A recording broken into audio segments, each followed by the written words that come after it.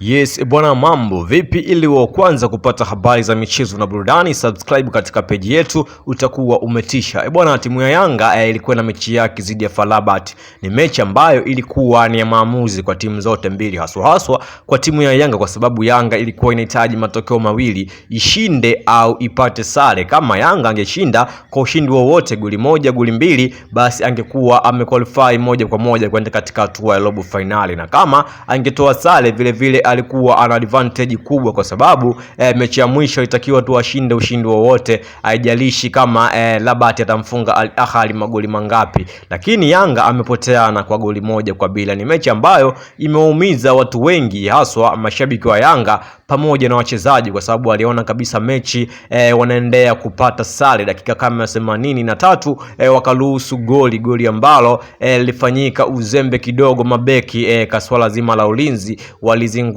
ndo maana goli likapatikana. Hivyo kuna mambo ambayo kwa hivi sasa yanaendelea ndani ya timu ya Yanga, haswa baada ya kupoteza mechi dhidi ya FAR Rabat. Hesabu zimekuwa ni ngumu kweli kwa sababu wanajua mechi ya mwisho wanatakiwa washinde nyumbani dhidi ya JS Kabylie. JS Kabylie ambaye amemaliza mwendo kwa sababu mechi yake yeye na Al Ahly ametoa sare ya suluhu ya 0-0. Hivyo amebakia na pointi zake 3 mpaka sasa hivi, hawezi tena kufuzu. Hata mechi ya mwisho ashinda goli 10 hawezi kufuzu. Hivyo ni mechi ambayo itakuwa ngumu kwa upande wa Yanga kwa sababu Waarabu waga hawatakagi fezea. Hata kama hawezi kufuzu, basi mechi haitakuwa rahisi kivyo vyote vile. Hivyo Yanga anahitaji ashinde na FAR Rabat afungwe. Kama FAR Rabat akitoa sare dhidi ya Al Ahly, basi Yanga itakuwa imeisha hapo safari yake.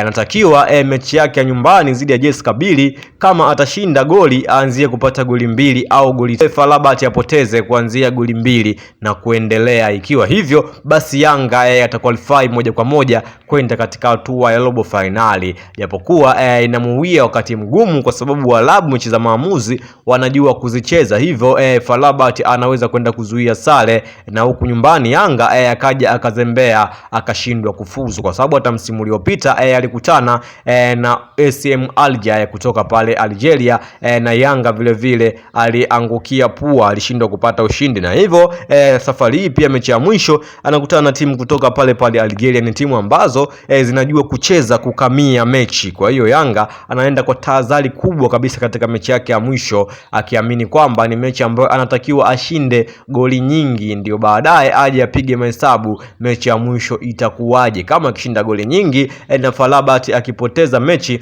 basi Yanga ataqualify kutokana na wataangalia goal difference, kwa sababu kwa hivi sasa head to head Yanga ameshinda goli 1 na FAR Rabat ameshinda goli 1, na vile vile Yanga alikuwa hatarini sana, angepoteza kwa goli 2 basi moja kwa moja alikuwa ameshaaga mashindano, kama zilivyoaga mashindano timu nyingine za hapa nyumbani na vile vile za nje ya hapa nyumbani. Hivyo Yanga tahadhari yake kubwa ambayo anaenda nayo zidi JS Kabylie, anahitaji ushindi wa magoli mengi ili aweze kutengeneza nafasi yake iwe na matumaini makubwa, akiangalia FAR Rabat na Al Ahly mechi ya mwisho itakuwaje, mechi ambayo inachezwa siku ya Jumapili pale Guantanamo Bay. Wenyewe wanasema ni siku ambayo wanakwenda kufuzu kwenda hatua ya robo finali. Alikama ametabanaisha maneno mengi akisema kwamba ni siku ambayo wanakwenda kufanya maajabu. Wao watacheka vizuri, mtu ambaye anacheka mwishoni atacheka vizuri. Hivyo wao Yanga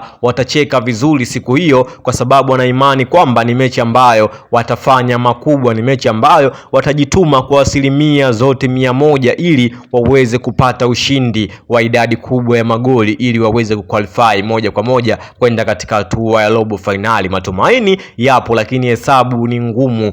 Wanajua fika kabisa FAR Rabat akienda kusuru kule Cairo Misri, basi mechi itakuwa kwa upande wao haina umuhimu wowote. Wanajua fika kabisa maamuzi yao ni kwenda kushinda dhidi ya JS Kabylie. JS Kabylie vile vile anajua naye akimfunga Yanga anamaliza nafasi ya 3, hivyo hayuko tayari kumaliza mkiani. Kwa hiyo kwa Yanga tahadhari inakuwa inakuwa ni kubwa kwa sababu anaamini Mwarabu naye hataki kuwa wa mwisho katika kundi. Hivyo fika kabisa, Yanga wanajua mechi ya nyumbani wanatakiwa watumie nguvu kubwa ili wao wafuzu, lakini Jesca atakuwa anacheza ili atunze au alinde heshima yake. Ni mechi ya kimkakati, ni mechi ngumu, ni mechi ambayo hesabu zinapigwa mpaka calculator zitazima, lakini atakayefanikiwa kufuzu basi atakuwa amecheza vizuri au atakuwa ametenga karata zake vizuri na kwenda katika hatua inayofuata, kwa sababu mpaka hivi sasa Al Ahly anaongoza kundi akiwa na pointi 9, FAR Rabat akiwa ana pointi zake 8, lakini Yanga ana pointi 5 huku JS Kabylie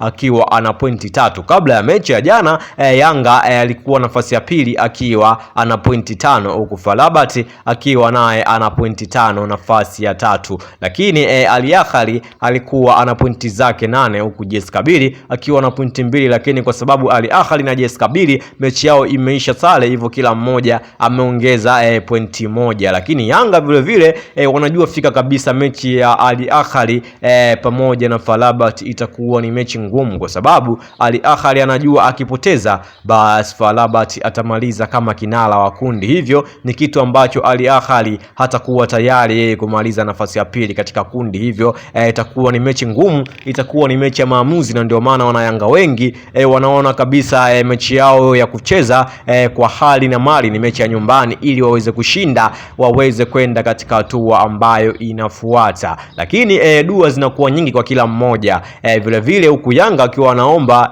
kule FAR Rabat afungwe, lakini wao vile vile wanaomba washinde, lakini vile vile FAR Rabat nao wanaomba Yanga apoteze au watoe sare tu mechi yake ya nyumbani, ili wao waweze kufuzu moja kwa moja. Maana Yanga akitoa sare basi matokeo yoyote atakayoyapata, atafungwa goli 10-0, atakuwa amefuzu moja kwa moja. Ni mechi ambayo inajihesabu nyingi, kwa sababu Yanga ashawahi kufanya hivyo, japokuwa msimu uliopita amefeli, lakini kipindi cha nyuma ashawahi kufanya hivyo. Alimpiga CR Belouizdad goli 4-0 kwa sababu alijua fika alipoteza Algeria goli 3, hivyo anahitaji goli 4 ili aweze kufuzu, na aliweza kuzipata dhidi ya vigogo kutoka Algeria, na hichi kigogo ambacho kiko mbele yake tena ni kutoka Algeria. Hivyo Yanga anajua fika ugumu utakavyokuwa dhidi ya kucheza na timu kutoka Algeria. Haswa hawa bwana Waarabu mechi zao huaga wanaingia wakiamini kwamba wao hawastahili kuwa wa mwisho katika kundi. Kama hivi sasa jinsi walivyo,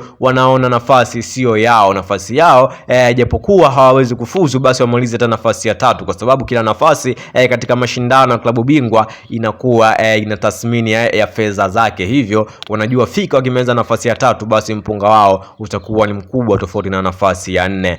Bwana hao ni Yanga wakiwa katika hatua zao za mwisho za kuchanga karata zao ili waweze kufuzu. Je, wewe mdau wa soka, mpenda michezo, mpenda burudani, unaonaje kuhusiana na sakata zima la timu ya Yanga? Wanaweza wakafuzu kwenda katika hatua ya robo finali au wataishia kama msimu uliopita watangukia? Shika comment yako katika comment section, vile vile usisahau kusubscribe, utakuwa umetisha.